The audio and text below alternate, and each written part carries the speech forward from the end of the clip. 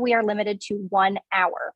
If there are remaining questions in the queue when we conclude and you feel your question hasn't already been answered, please send them in the chat or by email, and we will work to get you a response in writing.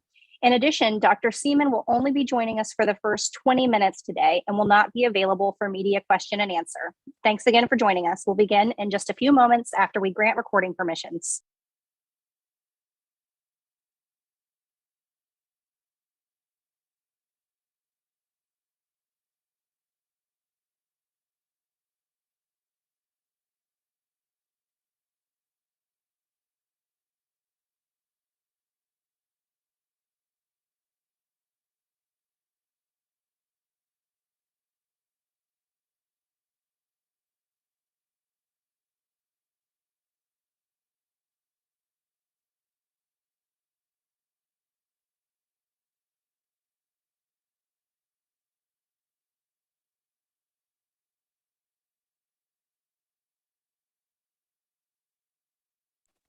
I believe all permissions for recording have been granted. So if you had requested that in the chat, you should now be able to record. Dr. Vanderhoff, it is 11:02, so I believe I can hand it over to you to begin. Well, thank you very much, Alicia. Good morning. I'm Dr. Bruce Vanderhoff, Director of the Ohio Department of Health. The Delta surge continues to drive very high COVID-19 cases, especially across northern Ohio, and very high rates of hospitalization. Yesterday, we reported 8,707 cases of COVID in just the previous 24 hours. Also, as of yesterday, there were 4,297 patients in the hospital with COVID-19, a high we last experienced in January of this year. And that was during last winter's surge. 1,100 of those patients were in the ICU, higher than we had during the height of our recent fall surge, and consistent with numbers we experienced 1 year ago, last December, just as COVID-19 cases were becoming available, vaccines were becoming available to the very first Ohioans. Now, the current surge in COVID-19 hospitalizations is simply putting a dangerous strain on the state's healthcare infrastructure. We are, yet again, in a serious situation, every bit as serious as last December and January. Hospitals are being severely strained, not only because of the high numbers of COVID-19 hospitalizations, but also as a result of staffing challenges, particularly among the dedicated healthcare workers who have been fighting this virus on the front lines for months and months on end. When our hospitals are stressed to this degree, it strains their resources to care for other patients needing regular or emergency care. So it's not just about our hospital's ability to care for a COVID patient. It's also about their ability to care for other important conditions like heart attacks or car accidents. As a result of the incredible volumes hitting our hospitals every day, our hospitals are having to make very difficult decisions and implement contingencies to cope with the volume and to deliver care to those most in need. Now, many have diverted to not only accepting the patients who may have previously been referred to them, but accepting, for example, only traumas that meet certain criteria or have had to reschedule many surgeries or other procedures. They've diverted patients to other hospitals far from where people live, and they've even had to limit patient visitation. Now, what's driving all of these Delta hospitalizations in Ohio? Well, when we look at the data, our COVID-19 hospitalizations continue to be driven largely by unvaccinated Ohioans. Severe illness with COVID-19 is, as we know, largely preventable thanks to our vaccines. The facts continue to provide us a clear reminder that when Ohioans choose to be vaccinated, they're better protecting themselves from severe illness, including hospitalization and death, and they help mitigate pressure on our hospitals so that timely care is available when any of us need it. When someone chooses to be vaccinated, they're helping to ensure all Ohioans get the medical care they need when they need it. The rate of hospitalization is very high in communities all across our state, reflecting our very high case rates. But the problem is especially acute in the north. An analysis of hospitalizations over the last 2 weeks shows that on average, about 62% of all newly reported hospitalizations occurred in the northern part of our state. Now, not surprisingly, recent data also shows that as a whole, hospitalization and death rates are higher in counties that fall below the state vaccination average. So it's clear that higher vaccination rates are associated with lower rates of hospitalization and death. And conversely, lower vaccination rates are associated with higher hospitalizations and deaths, because that's what vaccines were created to do, to keep people alive and out of the hospital.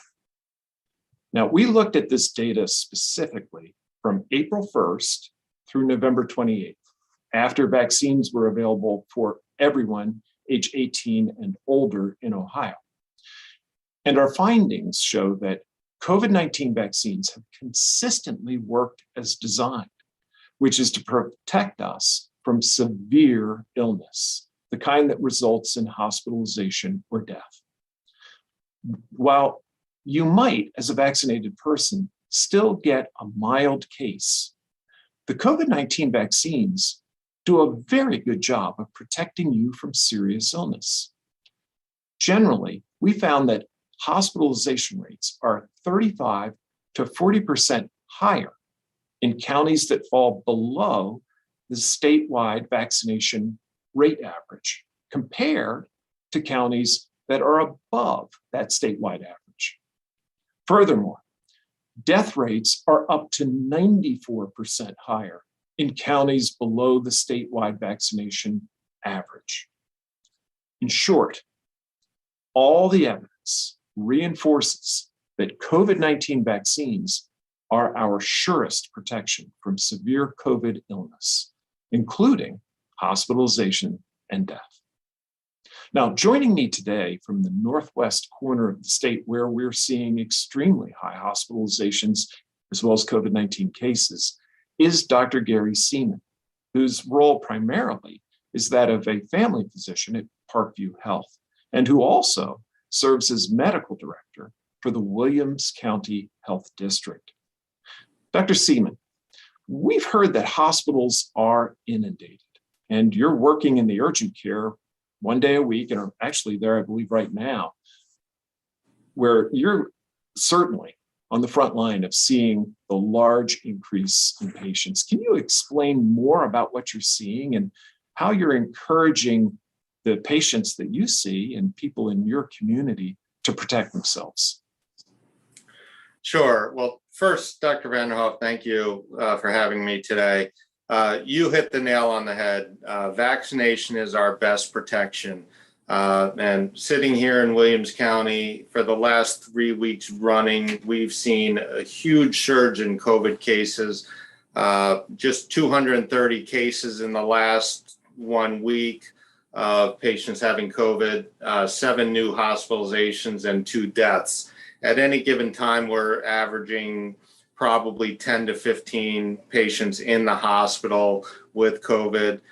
High 90% of those are unvaccinated individuals. The deaths are certainly related in individuals who are unvaccinated. You're right, our hospital is inundated. Just last week, there was an issue where across our region where we have mostly rural hospitals, our closest city is Toledo, but 3 of the other rural hospitals in the area were on EMS standby, which means that their hospitals were so overwhelmed that they couldn't even accept an ambulance with a sick patient. So that patient from 45 minutes away needed to be diverted to another hospital. It wasn't a 10-minute ambulance trip for a sick individual. It was potentially 30 to 45 minutes to get the care they needed. That's a delay in care. That's a delay in urgent care.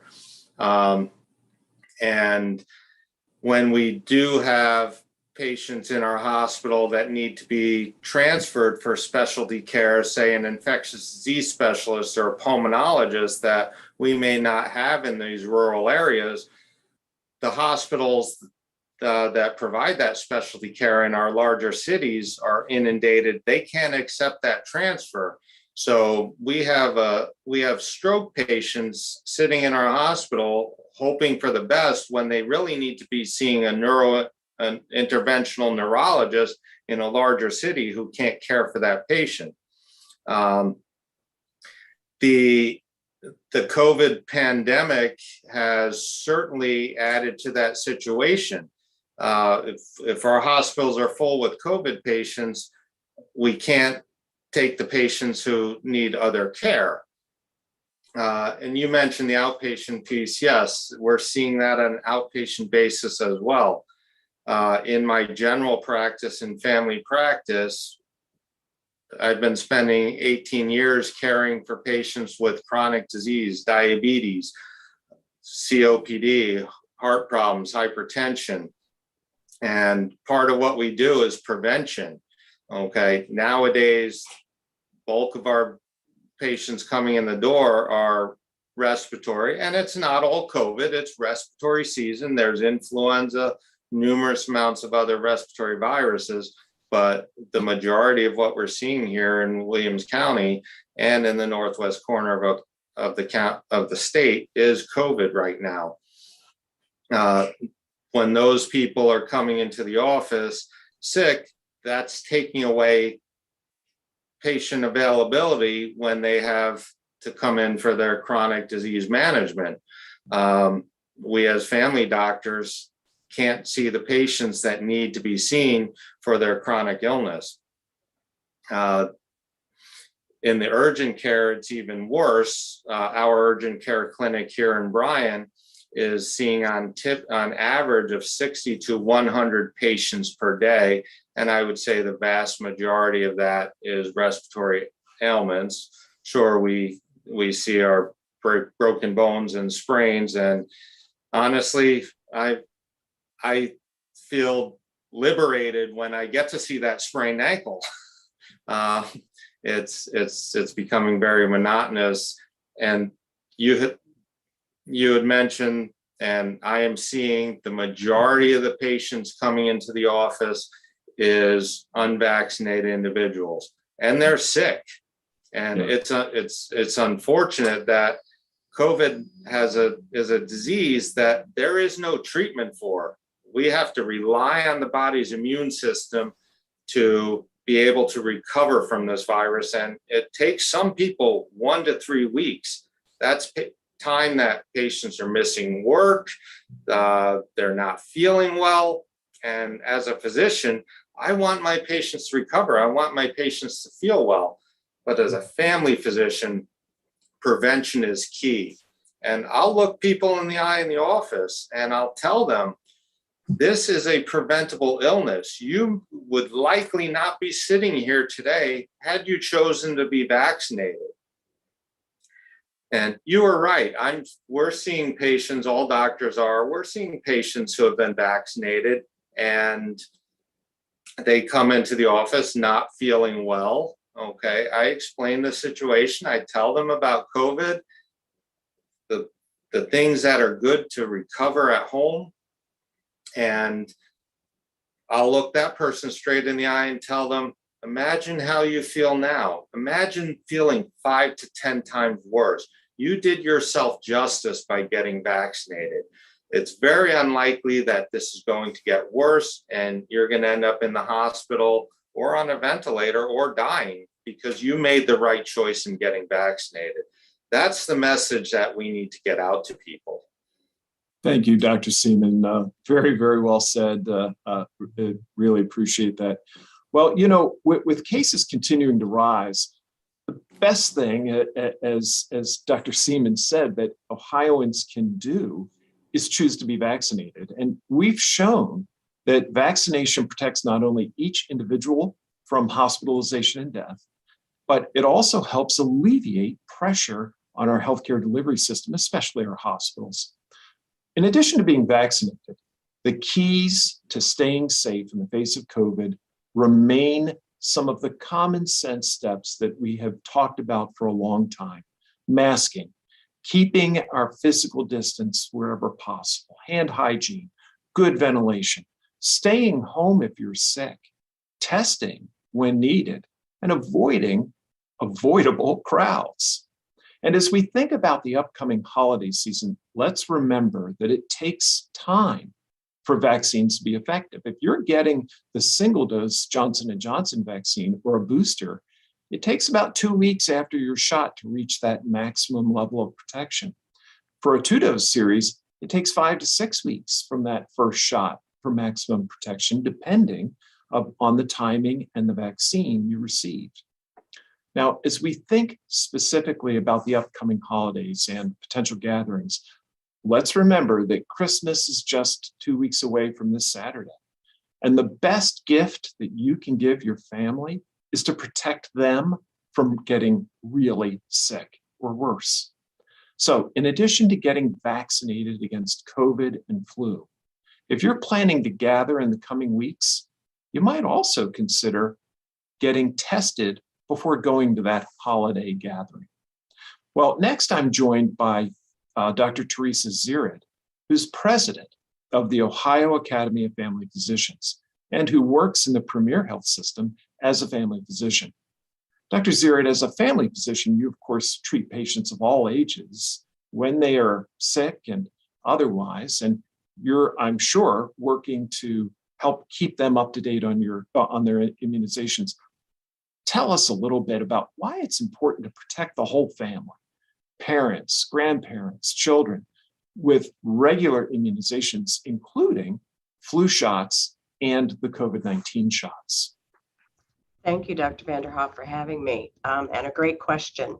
As you know, in the United States, vaccines have greatly reduced or eliminated many infectious diseases that were once very deadly. And that's vaccines across the board. So I tell my patients that they can help protect themselves and their loved ones from diseases with vaccines by being able to lower their risk of getting certain diseases, examples being flu, influenza, hepatitis B, HPV, all those routine vaccines that we manage. And then it can also lower their chance of spreading diseases. And one of the big vaccines there that we really became aware of a while back were infants who could get pertussis or whooping cough. And we didn't realize that adults were the ones that were carrying that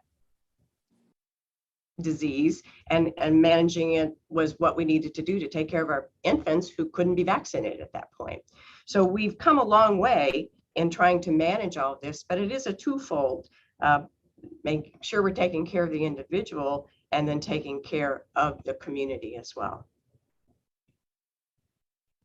Thanks. With so much going on right now, Dr. Seaman referenced that, we're in that respiratory virus season. We've got colds, we've got flu, RSV, and COVID-19.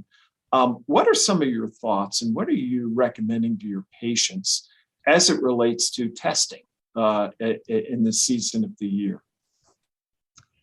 Well, certainly we're looking at influenza, RSV, and COVID as being kind of our big three respiratory issues right now. We noticed that with influenza or with the flu, you feel bad almost immediately, as you're looking at those symptoms. And then you, after that runs that 4 to 5 day period, you start getting better. With COVID, it's a little bit different. It kind of rumbles along a little bit and you don't start feeling horrible immediately. You feel bad several days later. So they do carry some of the same symptoms if you look at cough, fever, but with COVID, we're still seeing that loss of sense of smell and taste as being a big indicator. I tell folks, let's see what's happening, but watch those symptoms, and we can always test. And that point of care testing is becoming so important to be able to identify what we really have going on so that we can start treatment as it is appropriate. Well, thank you so much, Dr. Zirid. As we've discussed and referenced at length already today, it's incredibly important to get vaccinated to protect yourself from COVID-19. In addition, this is National Influenza Vaccination Week, and I want to stress the importance of getting a flu shot for yourself and other members of your family. Flu remains a significant public health concern, and the CDC recommends a flu shot for everyone older than 6 months of age. If you haven't already, please schedule your flu shot today. You can even get it at the same appointment as you get your COVID-19 vaccine. Finally, as you know, we continue to run genomic sequencing in an effort to help identify variants that are active in Ohio. Genomic sequencing is performed on a positive PCR test sample when there's enough of the original sample and there's a high enough viral load in that sample to actually do the further genomic sequencing. On the other hand, most of our rapid home-based antigen tests actually can't be sequenced. Now, at this time, the Omicron variant has not yet been detected in Ohio, but it's only a matter of when, not if, that variant is detected here in the state. Now, while there is still plenty to learn about Omicron over the coming days and weeks, we are closely monitoring new data and emerging research as it becomes available. Now, because the early reports from South Africa have pointed to Omicron being potentially more contagious and more likely to reinfect people, there's naturally been concern regarding whether vaccines would continue to protect us. The results of the early research regarding the vaccines are, however, encouraging, reinforcing the benefits of both the primary vaccination series and, when it is time, boosters. First, research out of both South Africa and Sweden have, in the past days, pointed toward relatively modest reductions in antibody responses to the Omicron variant. Reductions described as one of the lead researchers in South Africa, Dr. Alex Segal, as better than expected. And that suggests that while a vaccinated person may have more risk of some mild infection related to Omicron, there should still be considerable protection against serious illness. Secondly, recent lab tests conducted by Pfizer and BioNTech suggest that 3 doses of their vaccine offer significant protection against Omicron. How do we know this? Well, first, blood samples obtained from people 1 month after they had received a booster shot showed neutralizing antibodies against the Omicron variant that were comparable to the levels of antibodies that were seen against previous versions of the virus after 2 doses. In addition, the tests suggested that the mutations in Omicron don't significantly affect T cells. Remember that cellular immunity is the other critical part of our immune system's response. This apparent preservation of cellular immunity suggests that vaccinated individuals may still be protected against severe forms of the disease after only 2 doses of the mRNA vaccines. So while we still have a lot to learn about Omicron, this variant's arrival continues to underscore the importance of our best prevention tool, and that is choosing to be vaccinated. At this time, we have no indication that our vaccines won't continue to provide substantial protection against Omicron, especially against severe disease, which, as we know, includes hospitalization and death. COVID-19 vaccines, coupled with preventive measures, provide the best protection, including against the Delta variant, which is the dominant strain in Ohio right now. It's Delta that is driving our cases and our hospitalizations right now. So if you have not yet been vaccinated or you're eligible for your booster dose, now is the time to go and get your shot. Finally, I'm joined by Dr. Joe Gastaldo, Medical Director of Infectious Diseases at Ohio Health. Dr. Gastaldo, we've heard a lot about the Omicron variant of late. Can you share with us a bit about typical virus behavior and mutation and what we know about Omicron right now? Thank you for the question, Dr. Vanderhoff, and thanks for having me again. So basically, Omicron variant represents the next evolution of this specific type of virus. Coronavirus is an RNA virus. RNA viruses mutate. It's what they do. They are prone to replication errors. Another common RNA virus that we're all familiar with, we've been talking about the last half hour, is influenza. Influenza changes to different strains every year. That's why we get a tweaked flu shot every year. And I am certain that we will eventually have a pi variant sometime. Pi is the next letter in the Greek alphabet. When it comes to the identification of variants, we need to do genomic sequencing, as you referenced, and we need to respect the variants and study the variants. I will say this, there have been some variants that have been identified, like the Lambda and Mu variant, which really did not result too much in our country. When there is a new variant described like Omicron, we need to really do a lot of studies to really understand what's going on. And it's more than just lab studies, it's real world studies. And as you mentioned a few moments ago, Dr. Vanderhoff, we are learning more really on a daily basis on how Omicron performs. However, we still need to wait for further real world data. Some of the questions I want to know about Omicron is, number one, is it more contagious?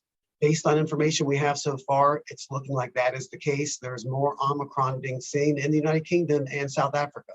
Number two, do people who have infection with Omicron, are they sicker? We don't know that with certainty yet, but based on information superficially that we're getting from South Africa and parts in Europe, that is indeed the case. And then number three, do our vaccines still work? And as you mentioned moments ago, it does appear that our vaccines still provide a wonderful layer of protection against severe disease, even more so with a booster. So Omicron is here probably in Ohio. We have not yet identified it yet, but when we do first identify it, it's nothing really to be alarmed about. We have the tools we need already today. And in the setting of what we've been doing now for almost 2 years, nothing changes in how we really defeat Omicron and any potential future variants. Thank you so much, Dr. Gastaldo. You know, Ohio has been tracking also what we've referred to as breakthrough infections, defined as those that result in hospitalization and death. And this is consistent with the definition that the CDC uses for breakthroughs. Right now, about 95% of all of our COVID-19 hospitalizations and deaths are still among the unvaccinated. Can you explain to us how vaccines like those for flu and COVID are actually designed to protect you? Can someone who's fully vaccinated and for whom the vaccines actually work still end up with COVID-19? And if so, how does that work? Yeah, thank you for that question, Dr. Vanderhoff. And, you know, as we have been having vaccines now for a year, some really common themes with the flu shot also exist. You know, the flu shot, like the COVID-19 vaccine, if you get the flu shot and the COVID-19 vaccine, you could still get infection, although you're less likely compared to someone unvaccinated. But what's most important for the immunity you get from a vaccine is exactly what Dr. Seaman referenced. Getting vaccinated gives you a wonderful layer of protection against severe disease. more or less what we call a breakthrough infection as defined by the CDC. A word that I'm using more is a post-vaccination infection. If somebody who is vaccinated gets a post-vaccination infection and they are home with a mild cold or mild flu season, that is the vaccine working.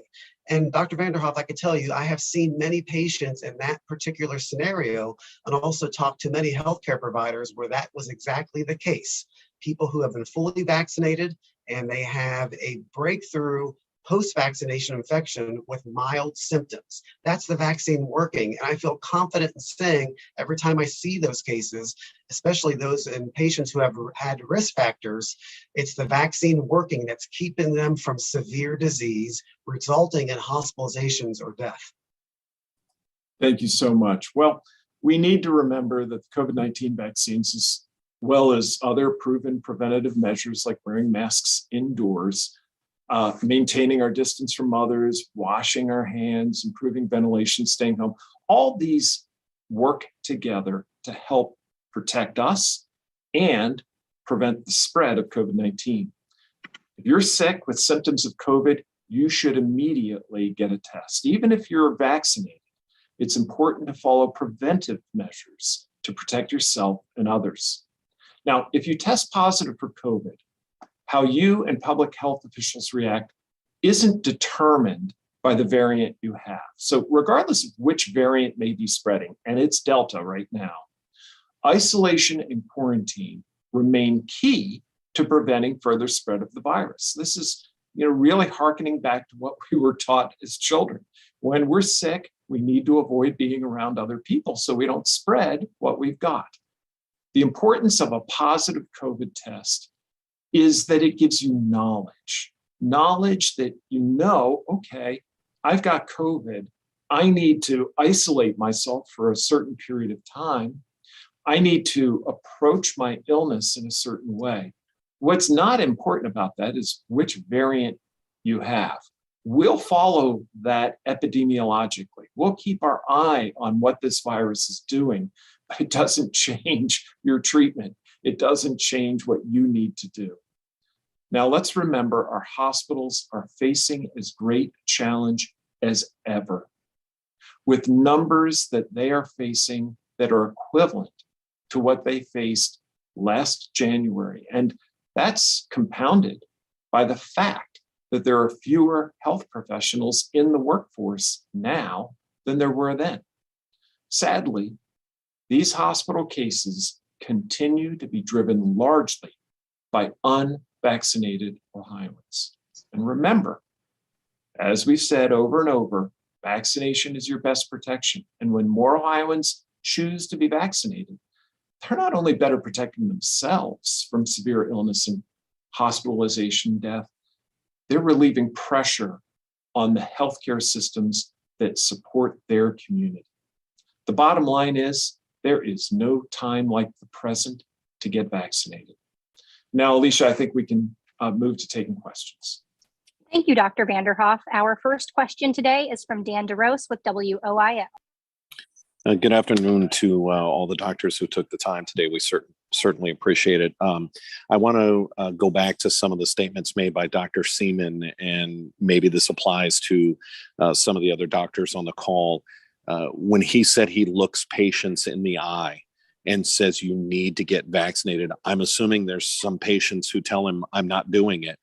Does that frustrate you as a doctor? You're the expert. You're the one who you're seeing patients get sick.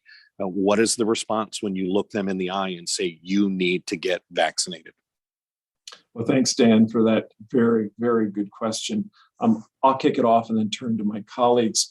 One thing I think that we as doctors are very accustomed to is educating, providing our patients with the best information we can. And sometimes, yes, it does happen that we make our best medical recommendation to a patient and they might choose not to follow that recommendation. Obviously, as a healthcare professional, that does carry a certain level of frustration. But I think that our approach typically is to stick with that patient and keep reminding them the next time we see them and the next time that this really is what we think is best for them. And that's a part of being a doctor. Let me turn to my colleagues because I'm sure they both can speak from vast experience to this question. Dr. Zirid, would you start? Certainly, thank you. Yes, it's a great question, and it is somewhat frustrating sometimes when your patients won't take your advice necessarily, but I keep working on them. Just like Dr. Vanderhoff said, you keep telling them every time they come in for a visit, you ask again, wouldn't you consider getting this? Because I think it's the best thing for you, for your family, and for everyone around you. Eventually, I've been lucky, I've worn a lot of them down. so that's been good. Dr. Castaldo? Yeah, that's a great question. And I can tell you too, when we talk to patients who have not yet been vaccinated, these types of encounters take time. They are really a time investment for every provider having these conversations.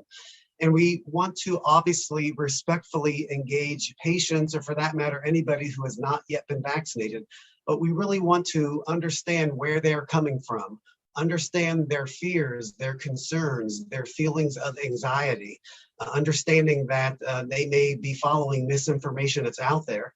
And we just have to take time and don't give up on people. In my personal family, I have loved ones who have not yet been vaccinated, and like Dr. Zirid said, I'm not giving up on them, and I'm still respectfully engaging those people to get vaccinated. And a lot of it really has to do with allowing patients to have access to reliable source information and essentially continue to work with them. Thank you, Dr. Castaldo. Our next question today is from Joe Ingalls with Ohio Public Radio and Television. Thank you, doctors, for doing this call. My question is the messaging. It's been a problem, especially when it comes to vaccines. When the vaccines are released, we hear, well, this group should get them, but not so much this group. And then all of a sudden, yeah, everyone can have them. There seems to be some mixed messaging going on. And a lot of people who haven't gotten boosters are saying they're not getting them because doctors at one point said they don't need them because they didn't happen to be in a specific group. Are we maybe at the point where the FDA, the CDC should look at just saying, hey, you folks who are vaccinated, every 6 months, go get a booster? Everyone, not just a specific group, because the messaging is causing a problem, or at least it appears like that from where I sit. What are you seeing as medical professionals? Well, thanks for that question, Joe. I think it's absolutely the case that clarity of messaging is very, very important. And I believe that along the journey here, everyone has been working diligently to be as clear, as straightforward, as honest as they can about what's known and not known. The real challenge that I think that we have faced is that COVID-19 has been an entirely novel virus. It's something that we had not seen before. And the advent of our vaccines, while a wonderful development, also was something that we had to learn about with time and experience. Yes, so many of the other illnesses that we treat and protect people for with vaccines have been around for eons. They've been around for a very long time. They're very well characterized. And we've had a lot of time to develop the vaccines that are provided. And so the knowledge base has been much greater.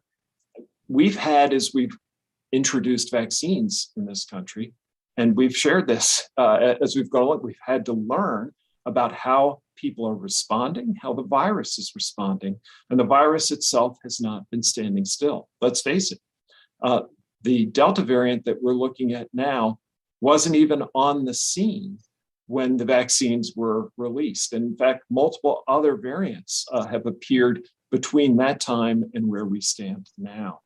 So I do understand that it can be frustrating that our guidance has evolved. But the reality is the evolution of our guidance has been appropriate in the face of a changing pandemic. Now, let me turn to Dr. Gastaldo because of his specialty in infectious diseases. I think this is particularly close to his work. Dr. Gastaldo, what more would you add to that? Yeah, thank you, Dr. Vanderhoff. And that's a great question. You know, when it comes to vaccines and immunity and immunology, in the setting of COVID, which is, by the way, a brand new disease, a brand new virus that we're still learning from, we are essentially building the plane as we fly it. I have the utmost confidence in the way that the FDA and the CDC conducts their reviews and makes their vaccine recommendations. When you look at the subcommittees within the FDA and the CDC, they are our country's top experts in infectious diseases, vaccines, and various other specialties. And decisions are made based on data. Some of the data is real world data. Some of the data is test tube or laboratory data. But as new information comes in from both of those arenas, the recommendations are very much subject to change. I do agree with being completely open and transparent with the public. But again, historically, we have never been in a situation like this. And we really have to trust the process we have with the review of the vaccines, the level of the FDA and the CDC vaccine recommendations. The way our country views vaccines and makes the recommendations are the gold standard of the world. No other country does it in such a transparent way as far as how the decisions are made. And I have the utmost confidence in that process. Thank you. Our next question comes from Titus Wu with the Columbus Dispatch. Hi, doctor. Thanks for doing this. My question is kind of, so there's been, national news reports about Ohio being, one of 6 states accounting for, more than half of the country's, recent hospitalization surge. The other states being, nearby Pennsylvania, Michigan, Indiana, New York, Illinois. I'm just curious as to, I guess why you think, Ohio, as opposed to the majority of other states, why we're seeing the biggest hospitalization surges in the country in Ohio. Well, thanks. That's, of course, not only a very good question, but it's the very kind of question that public health leadership across the region looks at very carefully. A couple of things that we have to bear in mind. Certainly, climate and weather, we know with this virus plays a role. And that region that sort of surrounds the Great Lakes of our country has been experiencing over the last couple of weeks, a shift towards some very, very cold and more inclement weather that drives people inside. And of course, once we have people inside as opposed to outside, as we've talked about throughout this pandemic, the risks of sharing or transferring any respiratory virus becomes that much greater. And that's true for COVID-19. So I think that's a piece of it. Another piece of it, though, and we see this, and I commented on it in my opening comments, a piece of it, though, clearly is a correlation between geographies that are poorly vaccinated versus geographies that are better vaccinated.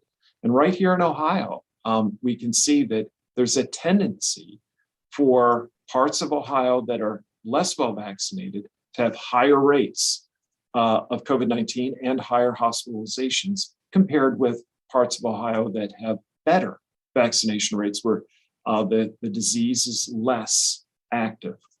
And of course, you're affected by the neighborhood you're in. And even when you look at the state of Ohio, and if you look at some of the maps, there are lots of them that are posted out there. You can look, the New York Times often will post a map. These maps show pretty clearly this gradient of more activity in the northernmost parts of our state than we see in the southernmost parts of our state. And then the communities that spread out across the northern tier of the United States, from Minnesota all the way over to Vermont and New Hampshire, including upstate New York, where you're seeing very high levels of the disease. Again, Dr. Gastaldo, infectious disease doctor, I don't know from your specialty perspective if there's anything you'd add to that. Yeah, Dr. Vanderhoff, I think you hit them all excellently in your discussion. Like you said before, what we are having right now in Ohio is part 2 of the Delta surge. I'll call it the winter surge. And this is still a very contagious, transmissible virus. It's looking for people who don't have immunity. It's looking for people to infect.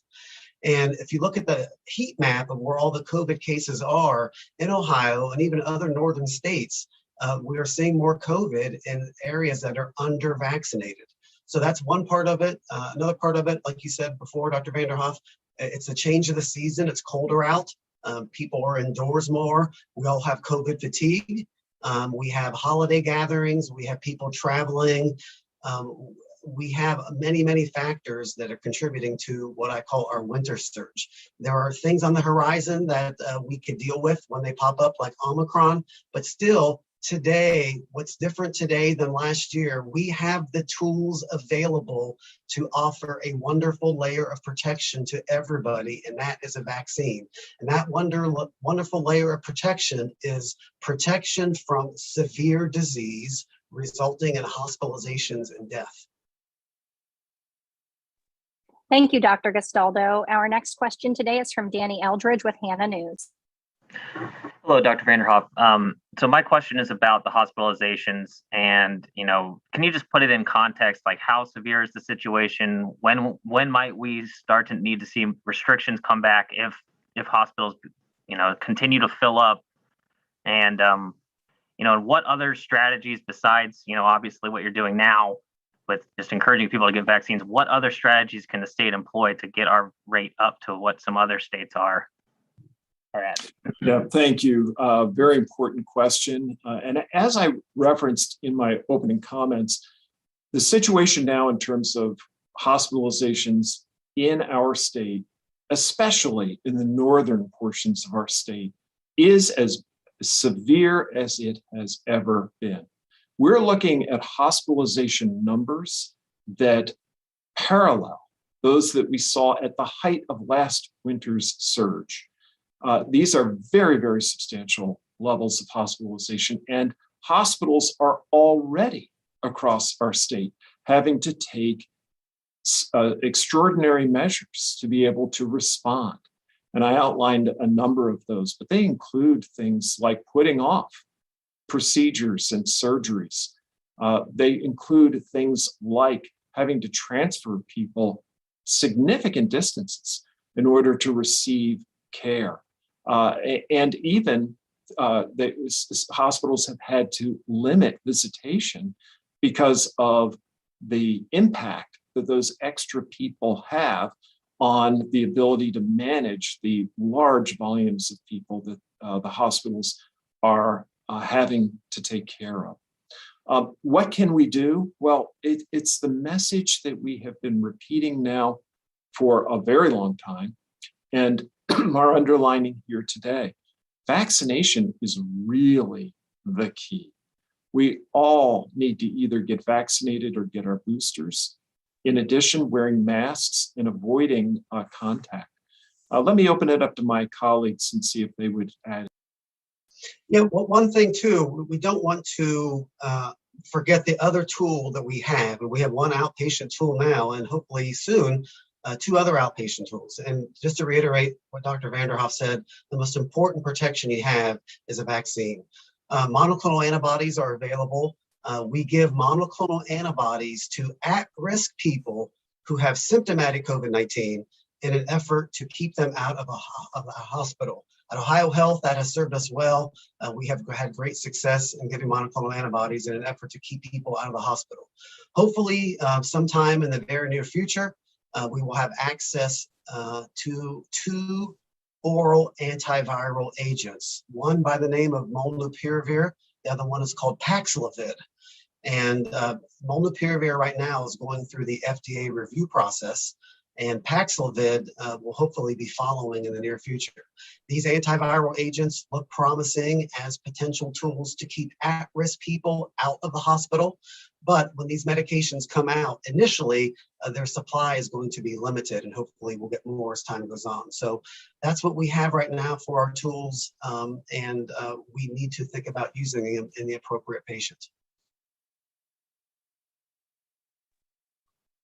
Thank you very much. Our next question is from Haley Nelson with ABC6 and Fox 28 Columbus.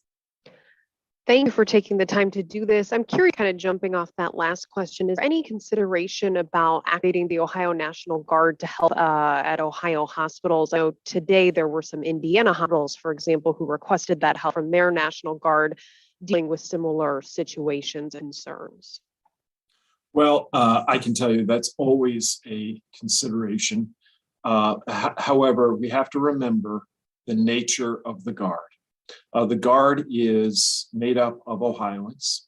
And in the case of the kinds of Ohioans that we would be looking for to help with our hospitalization issue and the staffing of our hospitals, that largely means highly trained healthcare workers. And we could, by activating the Guard, one of the problems there would be taking valued healthcare workers from one part of Ohio and moving them to another. The challenge with this COVID-19 surge is, while yes, it is more acute right now to the north, it's not like any part of Ohio is doing real well. The rates of COVID-19 in every county in Ohio are very high. Hospitals in every part of Ohio are being significantly impacted. So in this state, the idea of moving healthcare workers from one portion of the state to another, it isn't as appealing. Doesn't mean that it's not something that at some future point wouldn't be a good idea. It is something we watch and we monitor. Meanwhile, we've been working very closely with the hospitals and the Ohio Hospital Association to pursue a whole variety of strategies, some of which we've outlined, but some of which also look at ways that we might potentially be able to improve the overall staffing situation. That work is going on daily and will continue to go on as we go forward. Thank you, Dr. Vanderhoff. Our next question is from Jim Province with The Blade. Hi, Dr. Vanderhoff.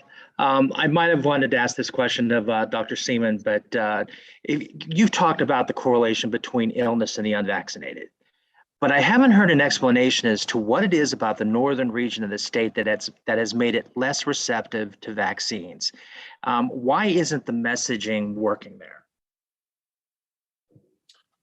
Well, one of the things that we have been very consistent in terms of how we have approached this has been to appeal to the people of Ohio with good information, with good knowledge. We have had a focus on addressing concerns about the vaccine and hitting those concerns head on, winning people to what we believe to be the right medical decision. And I think earlier you heard a discussion among us as physicians about the challenge that we face with all kinds of medical decision-making and the importance of being persistent and consistent in our messaging about the importance of, in this case, getting a vaccine. You know, there are a whole variety of reasons that people may have hesitation about getting vaccines, and they range from fears about safety that we've attempted to address, belief that perhaps the virus is not going to impact them, which we've tried to address, as well as some other fears that relate to trust, and trust in medical authorities or trust in authorities generally. Again, which we've tried to address through an approach that has been one that is consistently around education and support. And I think that those factors are the ones that roll together to challenge the vaccination effort. But rest assured, we are going to continue to be persistent and consistent in our messaging to the people of Ohio about the vital importance of vaccination. Thank you, Dr. Vanderhoff. Our next question is from Peyton Marshall with Fox 45 and ABC 22. Thank you. Dr. Vanderhoff, with the discussion of boosters and also this new variant, do you think that the definition of what fully vaccinated is will change? And when do you think that will be?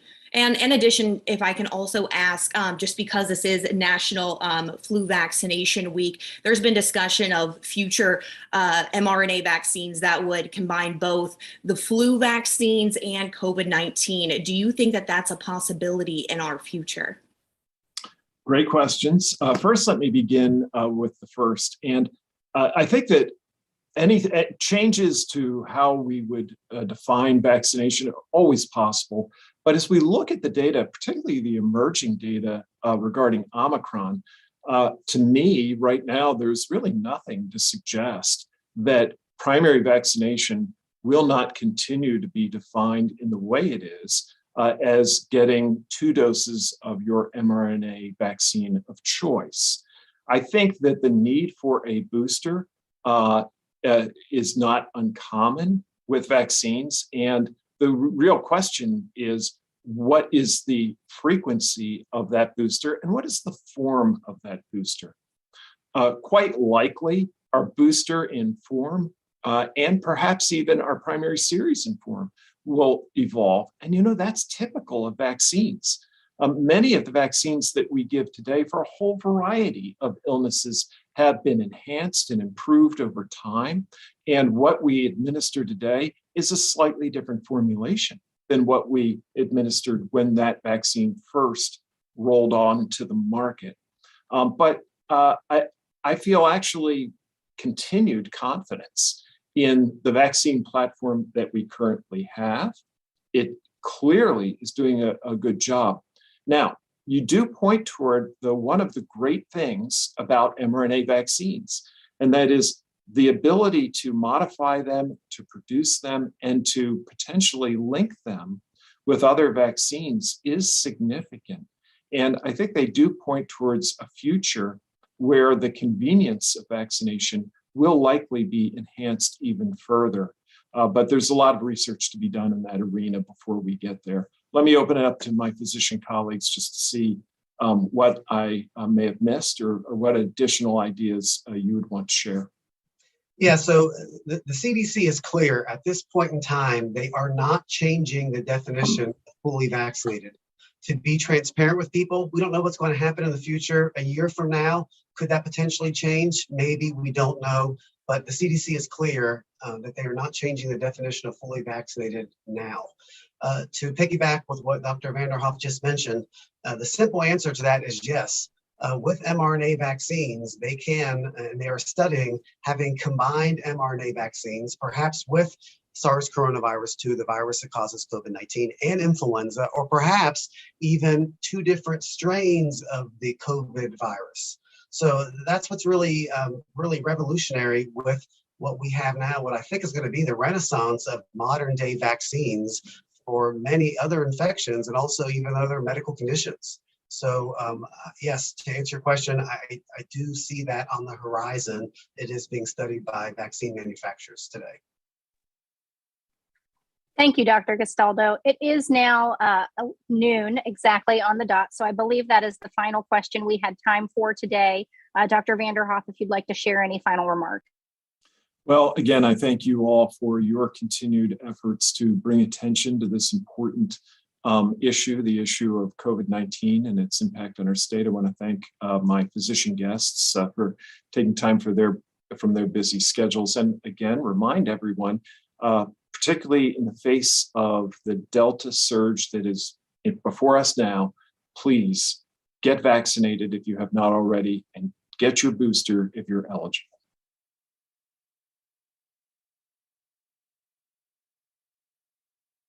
Thank you all for joining us. Have a nice day.